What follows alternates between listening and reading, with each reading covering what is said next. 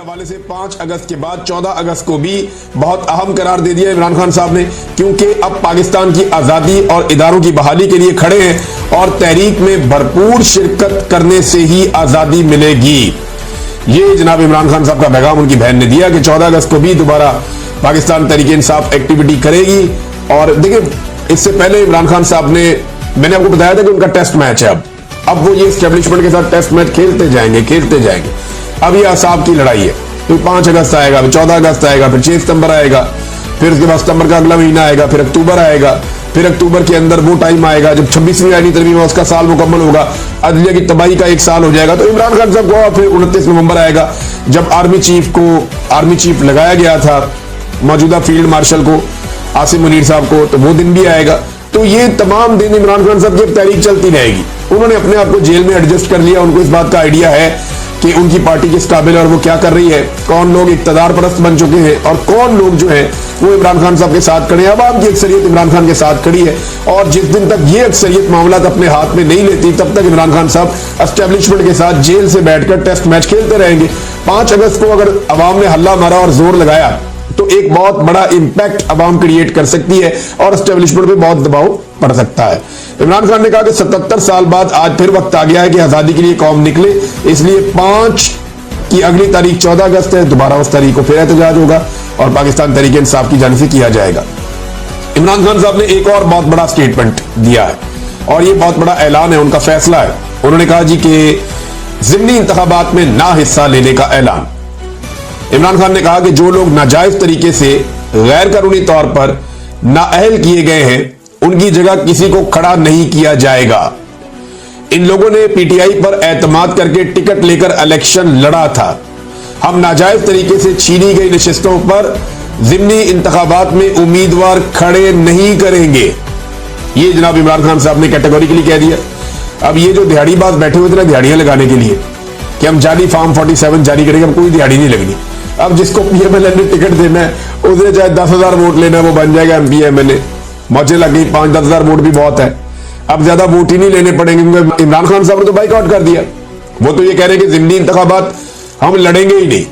भाई इंतखाबात लड़ने क्या है, जितना मर्जी आप वोट ले लें। आपने भी देखा जो हुआ सियालकोट में, इससे पहले जो ज़िमनी इंतखाबात हुए वो भी आपने देख लिए। जो गिलानी खानदान ने ज़िमनी इंतखाबात के साथ किया वो भी आपने देख लिया। भाई जिन लोगों को 20-25 हजार वोट नहीं पड़ रहा है 1 लाख के मुकाबले में, वो इलेक्शन जीत जाते हैं। जाली फॉर्म 47 तो पहले जारी किए जाते थे, अब जाली फॉर्म 45 भी जारी कर दिए जाते हैं।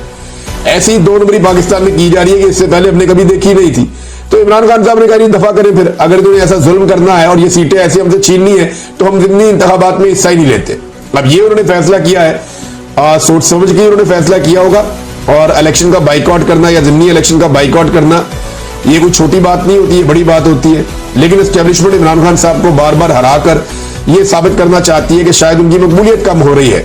तो इमरान खान साहब इसका बाइकआउट करके एस्टेब्लिशमेंट का ये हथकंडा भी छीन लेंगे। और जिन लोगों ने दिहाड़ियां लगानी थी, जैसा कि जावेद लतीफ साहब ने बताया कि एजेंसियों के लोगों ने पैसा पकड़ा और फॉर्म 47 उन्हें दिए जिनसे पैसा पकड़ा गया। जावेद लतीफ साहब ने ये इल्जाम लगाया था, पीएमएलएन के नवाज शरीफ साहब के करीबी साथी है। अब मामला ये है कि दिहाड़ी कैसे लगाएंगे, मद्दे मुकाबले नहीं है। जब इमरान खान साहब ने उम्मीदवारी खड़ा नहीं करना तो फिर आप दिहाड़ी कैसे लगा सकते हैं, वो दिहाड़ी अब लगनी नहीं है। लोगों ने बड़े बड़े पैसे बनाए, बड़े लोग अरबपति हो गए इस सारे गोरख धंधे में जो पाकिस्तान के साथ किया गया गुज़िश्ता 3 साल में। तो इमरान खान ने कहा कि जनाब नाजायज तरीके से ये आए हुए हैं, तो नाजायज तरीके से छीनी गई नशिस्तों पर ज़िमनी इंतखाबात में उम्मीदवार खड़े नहीं करेंगे। ये इमरान खान साहब का फैसला है। और आसिम मुनीर ने अपने इक़्तिदार के लिए सारे इदारों को तबाह कर दिया, मैंडेट चोरी करवाया और उसके बाद मीडिया का गला दबा दिया। ये भी इमरान खान साहब ने कहा। फिर इमरान खान साहब ने अली अमीन गंडापुर साहब के लिए एक पैगाम भेजा। इमरान खान ने गंडापुर को कहा कि खैबर पख्तूनख्वा में जो ऑपरेशन हो रहा है वो नहीं होना चाहिए, फौज को अपने लोगों के सामने खड़ा ना किया जाए। इसके अलावा एक और सख्त पैगाम है जो फिर सहाफियों ने रिपोर्ट किया जेल से। वो बता रहे हैं अडियाला जेल के बाहर से कि अली अमीन गंडापुर अगर ऑपरेशन नहीं रुकवा सकता तो इस्तीफा दे दे। ये बहुत बड़ी खबर है और बड़ी सख्त खबर है कि अली अमीन गंडापुर अगर खैबर पख्तूनख्वा में ऑपरेशन नहीं रुकवा सकता तो इस्तीफा दे दे। अब गंडापुर की पोजीशन बड़ी अजीब है। उन्होंने एक दिन सख्त बयान दे दिया और बड़ा सख्त बयान दे दिया, लेकिन उसके बाद उन्हें अपने उस बयान से पीछे हटना पड़ा। यह मुसद्दिका बयान है जो इमरान खान साहब ने अपनी बहनों से बातचीत करते हुए दिया। ये बयान क्या है, पहले आप ये सुन लें। इमरान खान ने कहा कि मैं तमाम उम्र भी जेल में रहने को तैयार हूं, लेकिन जुल्म और जबर के सामने झुकने का सवाल ही पैदा नहीं होता। पाकिस्तानी कौम को भी यही पैगाम देता हूं कि किसी सूरत जबर के निजाम के सामने ना झुके। मुज़ाकरात का वक्त अब गुजर चुका है, अब सिर्फ कौम के एहतजाज का वक्त है। पिछले कुछ रोज से जेल में मुझ पर सख्तियां मजीद बढ़ा दी गई हैं। मेरी अहलिया बुशरा बेगम पर भी सख्ती का दायरा कार बढ़ा दिया गया है। उनके सेल में जो टीवी मौजूद था वो भी बंद करवा दिया गया है। मेरे और मेरी अहलिया के तमाम इंसानी और कैदियों को दिए जाने वाले हुकूक मुअत्तल हैं, जिसका हिसाब होना चाहिए। मुझे मालूम है कि एक कर्नल और जेल सुपरिटेंडेंट अंजुम ये सब कुछ आसिम मुनीर के कहने पर करवा रहे हैं। अपनी पार्टी को वाज़ेह हदायत करता हूं कि अगर मुझे जेल में कुछ हुआ तो इसका हिसाब आसिम मुनीर से लिया जाए। बुशरा बेगम पर जुल्म इसलिए किया जा रहा है क्योंकि मेरे दौर में जब आसिम मुनीर को ओहदे से हटाया गया तो उन्होंने जुल्फी बुखारी के जरिए बुशरा बेगम को मुलाकात का पैगाम भेजा था, जिसे बुशरा बेगम ने ठुकरा दिया था। इसीलिए आसिम मुनीर ने उन पर सख्तियां रखी हुई हैं। शुरू दिन से ही उनकी कोशिश है कि बुशरा बेगम पर सख्ती करके मुझे तोड़ा जा सके। जिस जेल में मुझे रखा हुआ है वहां सैकड़ों पाकिस्तानियों के कातिल और दहशतगर्द भी मुझसे बेहतर हालत में रह रहे हैं। एक फौजी रिजवान को शानो शौकत से रखा हुआ है, लेकिन मुझ पर हर तरह का जुल्म जारी है। ये जो भी कर ले, इस जुल्म के आगे ना मैं पहले झुका था ना ही अब झुकूंगा। पंजाब में पिछले 2 साल से मरियम नवाज और मोहसिन नकवी के ज़ेरे साया जबर और फसाइयत का जो माहौल है उसने जमहूरियत और सियासी सरगर्मियों का खात्मा कर रखा है। तमाम मेंबरान असम्बली का काफिले की सूरत में पंजाब आकर सियासी इज्तिमा करना खुश आइंद है। इस वक्त मुझ समेत कई अफराद सख्त तरीन जेलें काट रहे हैं, इसलिए पार्टी का हर शख्स अपने जाती इख्तलाफात को मुकम्मल तौर पर नजरअंदाज करे। मीडिया के सामने अपनी जाती और अंदरूनी मामलात को ज़ेरे गुफ्तगू लाना किसी तौर काबिल कबूल नहीं है। मेरी सख्ती से हदायत हैं कि पार्टी में बड़े से बड़ा ओहदेदार या छोटे से छोटा रुकन या जिम्मेदार social media, electronic media, print media या किसी भी और फोरम पर पार्टी के अंदरूनी मामलात या इख्तलाफात का इजहार मत करे। अपनी सारी तवज्जो सिर्फ और सिर्फ एहतजाजी तहरीक पर रखे ताकि मुल्क में इंसानी हकूक की बहाली मुमकिन हो सके। अगर किसी जिम्मेदार ने इस एहतजाजी तहरीक में हिस्सा ना लिया फिर इसका फैसला मैं जेल से खुद करूंगा। तमाम पार्टी मेंबरान और ओहदेदारान को हदायत करता हूं कि मेरे ट्विटर पैगामात को खुद रीट्वीट भी करें और ज्यादा से ज्यादा अफराद तक मेरे ये पैगामात पहुंचाएं।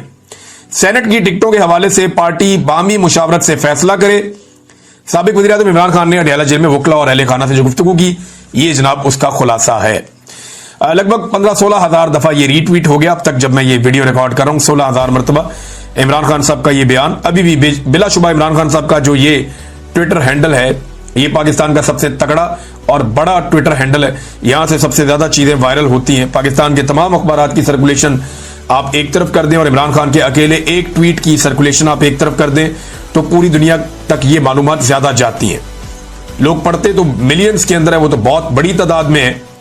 यानी अगर यहां पे आप देखें कि कितने लोगों ने इसको लाइक किया तो 21,000 लोगों ने इसे लाइक किया है, 16,000 लोगों ने इसको रीट्वीट किया है और इसके ऊपर 2,25,000 जो है वो कमेंट्स हैं। तो बहुत ज्यादा लोग इमरान खान साहब के ट्विटर को फॉलो करते हैं। अब तो इसको एक्स कहते हैं। जबकि इमरान खान साहब का ये जो इसकी रीच गई है वो लगभग 8.5 लाख तक जा चुकी है। तो इतनी सर्कुलेशन तो पाकिस्तान के सारे मीडिया की मिला के नहीं बनती। जितना भी प्रिंट मीडिया है उस सारे को आप इकट्ठा भी कर लें तब भी। नादरीन, डॉक्टर यास्मीन राशिद साहिबा के हवाले से एक बड़ी अफसोसनाक खबर है और बड़ी तशवीशनाक खबर है और उनकी तबीयत काफी खराब है।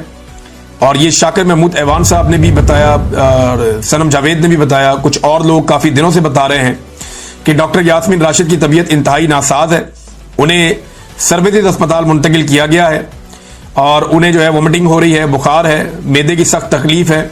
गुज़िश्ता कई दिनों से वो बीमार थी, उन्हें सांस का प्रॉब्लम जो है वो उनके साथ मौजूद है और जेल में उनको ऑक्सीजन भी नहीं मिली। उन्होंने इसकी शिकायत भी की थी कि एक मौका पर जब उन्हें ऑक्सीजन चाहिए थी तो जेल में डॉक्टर यास्मीन राशिद साहिबा को ऑक्सीजन नहीं मिली, जिस वजह से उनकी तबीयत खराब हुई थी। ये वही डॉक्टर यास्मीन राशिद हैं जिन्होंने नवाज शरीफ के लिए सहूलतकारी की थी, उन्हें पाकिस्तान से बाहर भिजवाया था इलाज करवाने के लिए। जब मियां साहब ने कहा था उनके प्लेटलेट्स बहुत कम हो गए हैं, खुदा न खास्ता उनकी जान जा सकती है, अदालत ने भी कहा कौन जिम्मेदार होगा, तो फिर डॉक्टर यास्मीन राशिद साहिबा ने मियां साहब को तमाम सहूलियत फराम की, अस्पतालों में उनकी फैमिली को सहूलियत फराम की, अस्पतालों का सारा निजाम उनके ताबे कर दिया, और फिर एस्टेब्लिशमेंट ने किस तरीके से मियां साहब के प्लेटलेट्स की रिपोर्टें बनाकर मियां साहब को पाकिस्तान से बाहर रवाना कर दिया, और बाहर जाते ही मियां साहब के प्लेटलेट्स ठीक हो गए। वो हमने चैलेंज किया हुआ, मियां साहब ने आज तक उसका जवाब नहीं दिया था। अब नादरीन, ये डॉक्टर यास्मीन राशिद साहब वही खातून है, लेकिन उसी नवाज शरीफ को इन्होंने शिकस्त दी इलेक्शन में, और वही नवाज शरीफ और नवाज शरीफ के जो आका हैं वो इन्हें बाहर नहीं आने दे रहे। आज उसी नवाज शरीफ की बेटी की सूबे में हुकूमत है, और डॉक्टर यास्मीन राशिद साहिबा के साथ क्या हो रहा है ये आप सबके सामने है। तो शरीफ खानदान जो है ये किसी का भी सगा नहीं है, ये सिर्फ अपने मफाद के हैं। इनके साथ आप नेकी भी करेंगे तो ये क्या करेंगे वो आपके सामने है। इमरान खान साहब ने अपने जो बयान में कहा कि सेनेट की टिकटों के हवाले से पार्टी बाहमी मुशावरत से फैसला करे। इससे पहले इमरान खान साहब खुद फाइनल करते रहे टिकटें। अभी शेख वकास अकरम साहब ने नेशनल टीवी पे इंटरव्यू देते हुए कहा, वसीम बदामी साहब से वो बात कर रहे थे, तो शेख वकास अकरम साहब ने कहा कि मिर्जा अफरीदी का टिकट पहले भी इमरान खान ने फाइनल किया था, अब भी इमरान खान ने फाइनल किया है। तो जो लोग भी तनकीद कर रहे हैं वो इमरान खान के फैसले पे तनकीद कर रहे हैं। तो देखिए, अगर सरमायादार को टिकट इमरान खान साहब देंगे और ये बताएंगे कि वो इनकलाब ला रहे हैं इसके जरिए से, तो ये तो फिर कोई भी बिलीव नहीं करेगा। अगर मिर्जा अफरीदी जो है ये अपने पैसे की बलबूते के ऊपर काबिल कबूल बन गया, जिसने बहुत इंजॉय किया वो टाइम जब पाकिस्तान तहरीक इंसाफ को मार पड़ रही थी, जब तहरीक इंसाफ के कारकुनों को, मीडिया को, शायरों को, सिविल सोसाइटी को, वकला को, सबको मार पड़ रही थी, आम आदमियों को, औरतों को मार पड़ रही थी, उस वक्त मिर्जा अफरीदी और कुछ और लोग एंजॉय कर रहे थे। अगर मिर्जा अफरीदी ने उनके लिए ये गुंजाइश निकल गई है, तो असद उमर, अली जैदी, इमरान इस्माइल, फवाद चौधरी, फरूख हबीब, महमूद खान, अंदलीब और मुराद राज, बहुत सारे दर्जनों और लोग हैं, बेशुमार हैं, तो इन सब के लिए भी गुंजाइश निकल जानी चाहिए फिर तो। या सिर्फ उसी के लिए गुंजाइश निकलेगी जिसके पास पैसा ज्यादा है या जो चंदा ज्यादा दे सकता है? तो ये तो इमरान खान के खाते डाल दिया। शेख वकास अकरम साहब ने क्लियरली कह दिया कि पहले भी मिर्जा अफरीदी को इमरान खान ने फाइनल किया था और अब भी इमरान खान ने फाइनल किया। वैसे इमरान खान साहब ने जेल में बहुत सारे लोगों को वादा कर लिया था सेनेटर बनाने का, लेकिन हुआ ये कि पीटीए की सीटें कम रह गई, मखसूस नशिस्तें भी चली गई, उससे भी 2 सेनेटर इनके कम हो गए। तो जब सेनेटर्स की तादाद कम होती चली गई, तो ऐसी सूरत में यानी एक आधा सेनेटर ज्यादा अपोजिशन को, इनको तो 9-10 सेनेटर इनको मिल रहे थे। तो इमरान खान साहब ने उतने ही लोगों से वादा कर लिया था, अब वादा ज्यादा से कर लिया, सीटें कम रह गई हैं, लिहाजा पार्टी जो है वो खुद ही डिसाइड करे। तो पार्टी का झुकाव